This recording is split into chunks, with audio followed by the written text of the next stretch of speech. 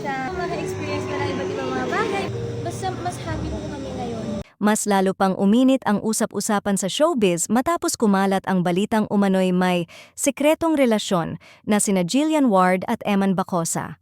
Ayon sa ilang insiders at sources na pinag-uusapan online, hindi na raw basta simpleng closeness ang namamagitan sa dalawa kundi isang pribadong ugnayan na matagal nang itinatago sa publiko.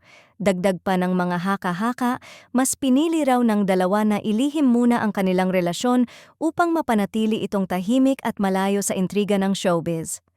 Para sa ilang netizens, may basehan daw ang ganitong spekulasyon dahil sa sunod-sunod na sweet at natural na interactions nila, lalo na sa mga behind-the-scenes moments ng Never Say Die.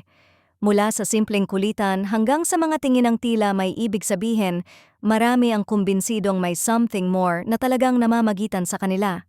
Hindi rin nakatulong ang mga viral clips kung saan makikitang sobrang komportable sila sa isa't isa.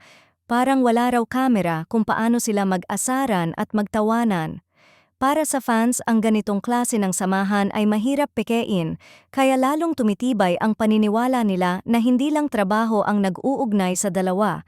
Gayunpaman, may ilan pa ring nananatiling maingat at pinipiling huwag agad paniwalaan ang mga lumalabas na balita.